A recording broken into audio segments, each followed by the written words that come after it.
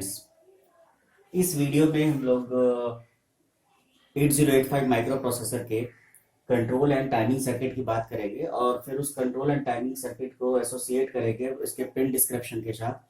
यानी जो 8085 micro processor में जो पिन्स होते हैं, जो डुअल इनलाइन पैकेज में 8085 माइक्रो प्रोसेसर रिलीज किया गया, तो उसमें जो 40 पिन्स होते हैं, तो वो 40 पिन्स क्या हैं और उनके क्या रोल्स हैं, उनके बारे में हम इस वीडियो में जानने की कोशिश करेंगे। पिछले वीडियो में हमने देखा 8085 माइक्रो प्रोसेसर में कौन कौन से रजिस्टर्स होते हैं और वो रजिस्टर्स बेसिकली किस तरीके से काम करते हैं और 8085 माइक्रो प्रोसेसर के फीचर्स क्या होते हैं। तो जैसा कि आप अब ये पिक्चर में देख रहे होंगे कि यहाँ पे हमारे पास जो पिक्चर है उसमें जो सबसे पहली चीज है वो है पावर सप्लाई। तो यहाँ पे आप दो पावर सप्लाई देख रहे होंगे, एक 5 वोल्ट और एक ग्राउंड। तो बेसिकली ये 5 वोल्ट और ग्राउंड अगर पिन डिस्क्रिप्शन पे आप देखोगे, जो कि हम लोग बाद में पिन डिस्क्रिप्शन का पिक्चर देख के उसको समझने की कोशिश करेंगे, तो वहां पे VSS और VCC का ऑप्शन होता है। तो ये जो 5 वोल्ट और ग्राउंड है, ये बेसिकली पावर सप्लाई है आपके माइक्रो प्रोसेसर को। वहीं पे जब हम बात करते हैं हमारे पास जो हमारा इसका अगला है X1 एंड X2।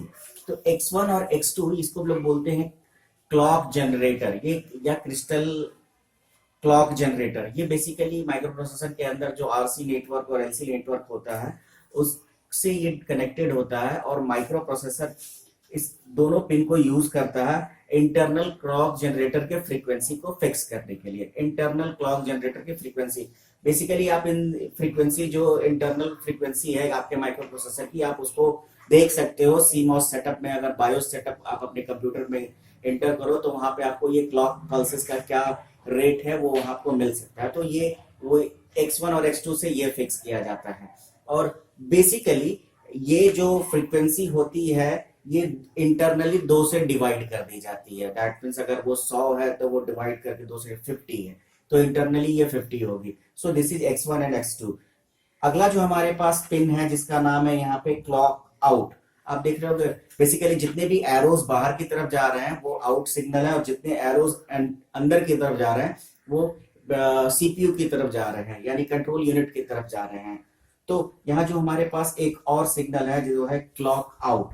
तो ये क्लॉक आउट बेसिकली ये क्लॉक आउट यूज किया जाता है कि आपके कंप्यूटर में इससे कनेक्टेड जितने सारे डिवाइसेस हैं उन सारे डिवाइसेस को सिस्टम क्लॉक के साथ जोड़ने के लिए जोड़ा जाता है। बेसिकली ये एक सिंक्रोनाइजेशन टूल है जिससे कि सारे पेरिफेरल्स और डिवाइसेस इस क्लॉक पल्स से कनेक्टेड रहे ताकि वो सारे डिवाइसेस सिंक्रोनाइज्ड हो। इसके बाद हमारे पास कुछ और कंट्रोल्स हैं। तो मैं पहले आपको सबसे पहले ये बता दूं कि हमारे माइक्रो कंट्रोल और टाइमिंग जो कंट्रोल एंड टाइमिंग सर्किट है इसको बेसिकली 7 ग्रुप्स में कैटेगराइज किया गया है।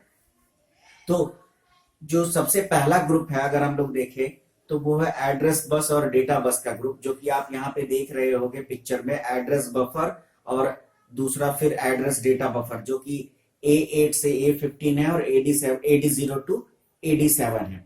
तो ये जो AD0 to AD7 है और 8 से A15 है, तो यहाँ पे आप देखोगे A0 से A15 तक हो रहा है, यानी 16 लाइंस हैं। तो जैसा कि आपको पता है कि 8085 माइक्रो प्रोसेसर 16 बिट का उसका एड्रेस लाइन होता है। सो ये दोनों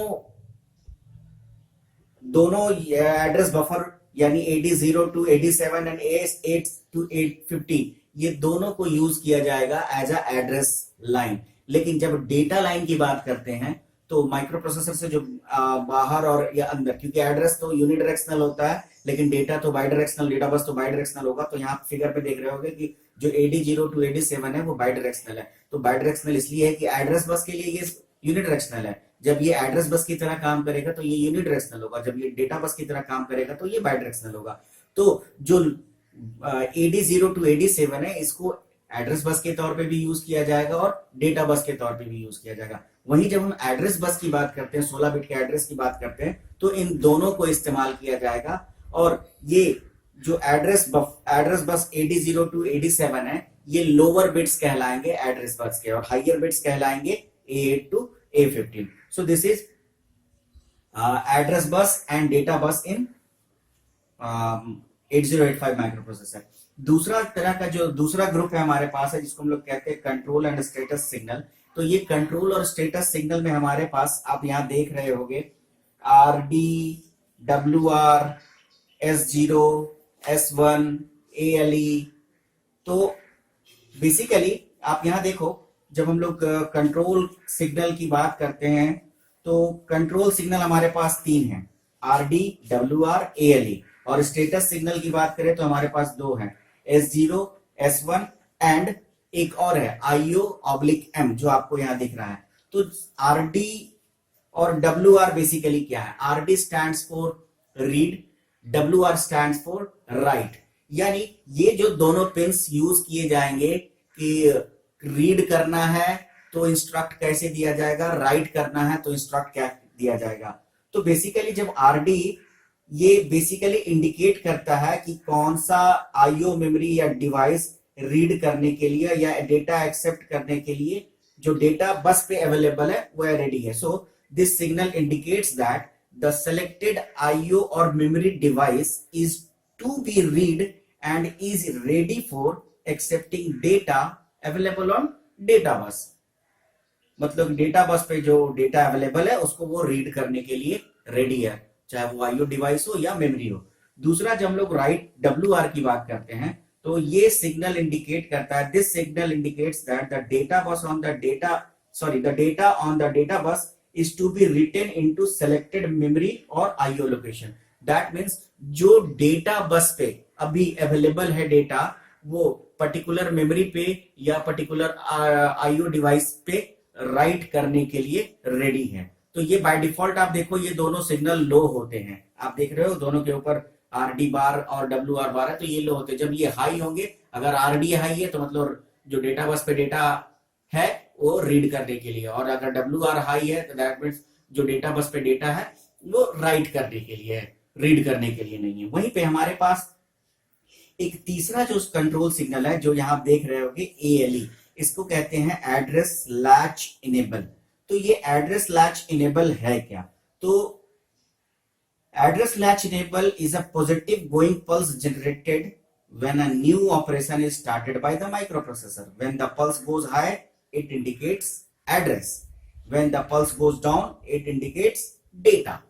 अब देखो ये क्या बता रहा है? बेसिकली ALE बता रहा है कि जो आपके पास डेटा है वो एक्चुअली है क्या, वो डेटा है या एड्रेस है। बिकॉज एड्रेस भी 01 के फॉर्म में है और डेटा भी 01 के फॉर्म में है। तो ये इंडिकेट किया जा रहा है कि जो भी डेटा एड्रेस बस पे जो है वो डेटा है या एड्रेस है। इसके अलावा जो हमारे पास स्टेटस सिग्नल है तीन, जिसमें कि है IOM और दूसरा है S1 एंड S0। तो IOM एक बहुत ही इंपॉर्टेंट कंट्रोल सिग्नल या स्टेटस सिग्नल है जो ये डिफाइन करता है IO that means input output and M for memory. तो IOM इज बेसिकली यूज किया जाता है कि अगर ये सिग्नल हाई है दैट मींस ये IO ऑपरेशन की बात कर रहा है, और अगर लो है इसका मतलब ये इंडिकेट कर रहा है मेमोरी ऑपरेशन। क्योंकि दोनों कंडीशन में जब डेटा आएगा या डेटा जाएगा, दोनों कंडीशन में या तो वो इनपुट आउटपुट डिवाइस से आएंगे या जाएंगे या फिर मेमोरी लोकेशन से आएंगे जाएंगे। तो दोनों कंडीशन में हमें ये डिफाइन करना होगा कि ये मेमोरी के लिए है या इनपुट आउटपुट डिवाइस के लिए। तो जब ये हाई होगा ये सिग्नल, ये यहाँ पे अगर 1 होगा तो वो डिफाइन करेगा कि ये इनपुट आउटपुट के लिए, और अगर वो लो होगा तो वो क्या होगा, मेमोरी के लिए होगा। तो आप देख रहे हो मेमोरी को यहाँ पे मेमोरी के ऊपर बार लगा हुआ है, दैट मींस इंडिकेट में है तो वो मेमोरी के लिए होगा। इसके बाद जो हमारे पास अगला सिग्नल है जो स्टेटस का दो और सिग्नल है S1 एंड S0, ये डिफाइन करता है कि हमारे जो सिस्टम पे करंट ऑपरेशन चल रहा है वो किस तरह का ऑपरेशन है। तो बेसिकली चूंकि ये दो सिग्नल है तो यहाँ पे 2 बिट की बात की जाएगी, 00, 01, 10 एंड 11। तो यहाँ पे ये डिफाइन किया जाता है कि आखिर जब 00 होगा तब वो क्या होगा, वो 11 होगा तो क्या होगा, 10 होगा तो क्या होगा। तो बेसिकली जब S1 एंड S0 दोनों 0 होंगे इसका मतलब ये हाल्ट कंडीशन की बात कर रहा है। हाल्ट कंडीशन क्या मतलब कि अभी रुका हुआ है, कोई ऑपरेशन परफॉर्म नहीं होगा। वहीं पे जब S1 0 एंड S0 1 होगा, दैट मींस ये राइट ऑपरेशन की बात कर रहा है, यानी ये डिफाइन कर रहा है कि करंट में जो ऑपरेशन चल रहा है वो कौन सा ऑपरेशन है। तो या वो राइटिंग का ऑपरेशन चल रहा है, या रीडिंग का ऑपरेशन चल रहा है, या फिर वो सिस्टम हाल्टेड है, या एक और ऑपरेशन है कि वो डेटा फेच कर रहा है। तो जब ये S1 0 एंड S0 1 होगा तो ये राइट ऑपरेशन, S1 1 होगा, S0 0 होगा तो रीड ऑपरेशन, एंड S1 1 होगा, S0 1 होगा तो ये फेच ऑपरेशन होता है।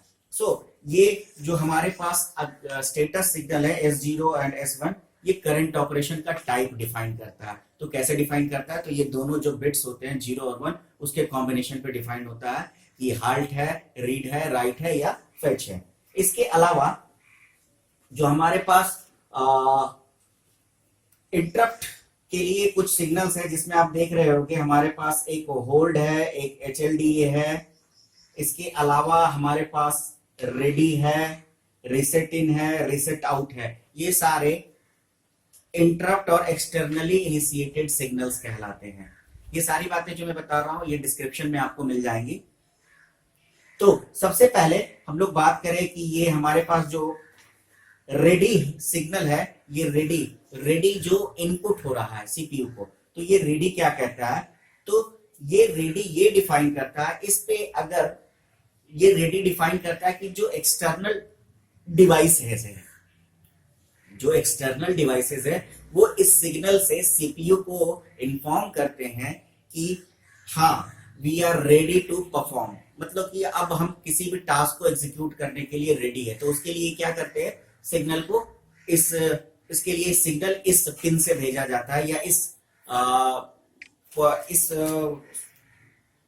सिग्नल को इस्तेमाल किया जाता है। तो रेडी जब लो होता है तब सीपीयू वेट करेगा, अगर ये हाई है दैट मीन्स जो हमारा आईओ जो डिवाइस है डेटा सेंड या रिसीव करने के लिए, या मेमोरी सेंड या रिसीव करने के लिए जो डिवाइस रेडी है, वो अगर 1 होगा तो इसका मतलब डिफाइन हुआ कि वो रेडी है। लेकिन वो लो अगर लो है तो सीपीयू वेट करेगा तब तक जब तक ये हाई नहीं होगा। जब ये हाई होगा तभी सीपीयू कोई डेटा ट्रांसफर ऑपरेशन स्टार्ट करेगा। इसके अलावा हमारे पास जो और पिंस हैं यहाँ पे, जो डीएमए के लिए आपको यहाँ दिख रहे होंगे, तो डीएमए में पहला जो है होल्ड और दूसरा है होल्ड एक्नॉलेज, HLDA। तो बेसिकली ये होल्ड और HLDA ये बहुत इंपॉर्टेंट ऑपरेशन है जब हम लोग डीएमए टास्क परफॉर्म करते हैं, डीएमए को यूज करके कोई टास्क परफॉर्म करते हैं। DMA stands for direct memory access. तो डीएमए के लिए एक अलग से वीडियो मैं बनाऊंगा। डीएमए बेसिकली क्या है कि दो फास्ट डिवाइसेस के बीच में जब डेटा ट्रांसफर होता है तो उसमें डीएमए कंट्रोलर या एक अलग तरह की आईसी होती है, माइक्रो प्रोसेसर की तरह एसोसिएट कह सकते हैं इसको, को प्रोसेसर हो सकता है, जो कि डेटा ट्रांसफर पे कंट्रोल करता है। तो बेसिकली अगर कोई डेटा ट्रांसफर होना है डीएमए को यूज करके, तो सीपीयू को पहले इंटरप्ट भेजा जाता है कि इंटरप्ट इसलिए भेजा जाता है कि control bus, address bus, data bus का कंट्रोल सीपीयू के पास है। तो कंट्रोल ट्रांसफर करने के लिए सिग्नल भेजा गया होल्ड से सीपीयू को कि we require the control of data bus. तब सीपीयू क्या करता है, HLDA मतलब होल्ड एक्नॉलेज से रिस्पॉन्स भेजता है कि now you can use this data bus. तो होल्ड और एक्नॉलेज, होल्ड और HLDA का बेसिकली ये टास्क है।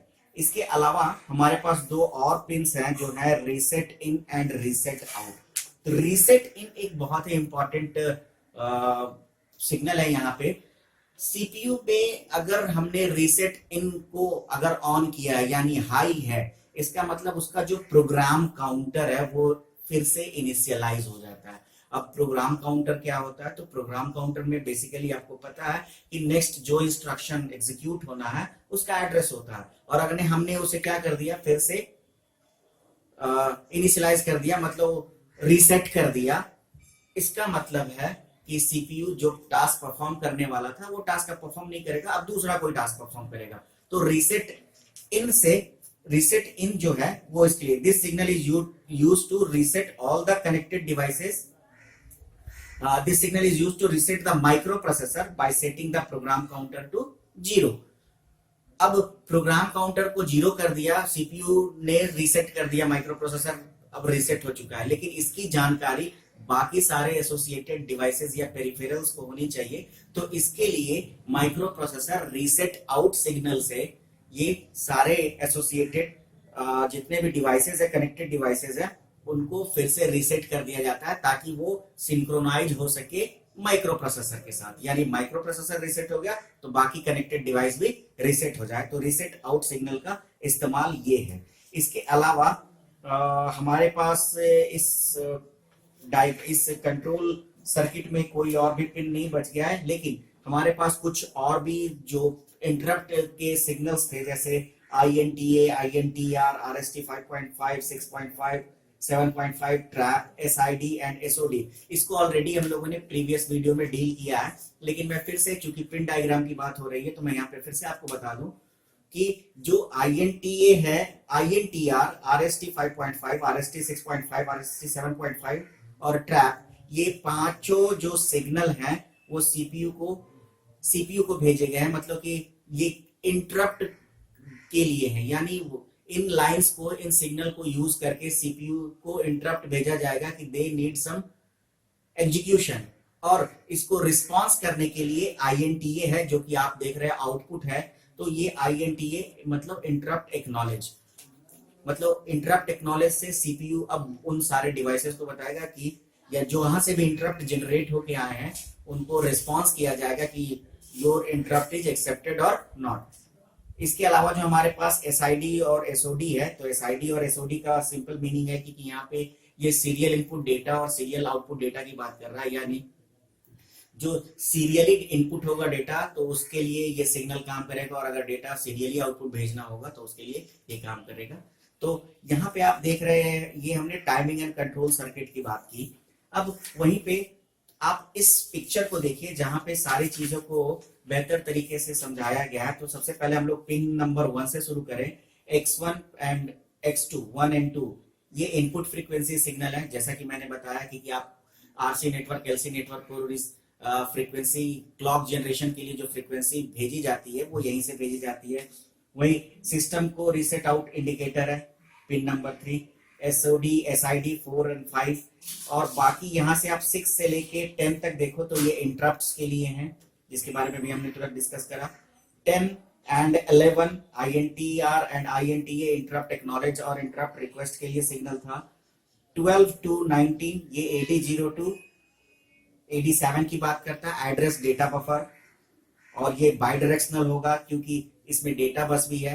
एड्रेस बस जब होगा तब ये यूनिट डायरेक्शनल हो जाएगा, और जब डेटा बस होगा तो ये बाई डायरेक्शनल हो जाएगा। और मल्टीप्लेक्स क्यों लिखा हुआ है ये आपको पता है, मल्टीप्लेक्स के बारे में आपने पढ़ा है, प्रीवियस वीडियो में हमने पढ़ाया है कि एक इनपुट बहुत सारे हैं, उसमें किसी एक को सेलेक्ट करना है। तो इसको, तो यहाँ हमारे पास दो तरह के इनपुट है, एड्रेस है और डेटा है। तो हम या तो डेटा के तौर पे यूज करें या एड्रेस के तौर पे यूज करें। That's why it is multiplexed address and data line. यहाँ पे एक इंपॉर्टेंट बात ये है कि जब ये जो एड्रेस डेटा बस है वो कैसे काम करता है, तो ये 3 स्टेट पे काम करता है। तो पहले स्टेट पे यानी फर्स्ट क्लॉक पे ये एड्रेस बस की तरह काम करेगा, और second and third clock pulse पे ये डेटा बस की तरह काम करेगा। अगेन फोर्थ क्लॉक पल्स पे डेटा एड्रेस बस की तरह, and next to data bus की तरह काम करेगा। VSS, जैसा VSS एंड VCC के बारे में मैंने आपको बताया, वहां जो आप देख रहे थे 5 वोल्ट और ग्राउंड, वो उसके लिए है। DMA के लिए hold and HLDA pin number 39 and 38।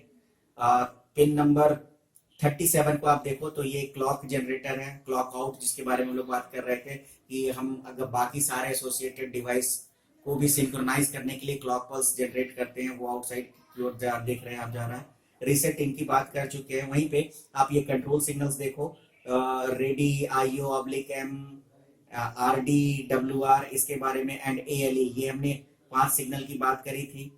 वहीं पे जब स्टेटस सिग्नल की बात करते हैं तो जैसे मैंने S0 और S1 के लिए आपको बताया था कि रेडी, हॉल्ट है, रीड है, राइट है, या फिर वो फेच की बात कर रहा है। And again from 21 to 28 it is address bus. तो 8 + 8 that means pin number 12 to 19 and pin number 21 two 28, इन दोनों को कंबाइन करके 16 बिट का एड्रेस बस होगा। और जब डेटा बस की बात करेंगे तो only to 12 to 19 it is used as data bus. So this is all about the pin description and timing and control circuit of 8085 microprocessor. In next video हम लोग 8086 microprocessor के बारे में समझने की कोशिश करेंगे। तो इस वीडियो में इतना ही। Thank you.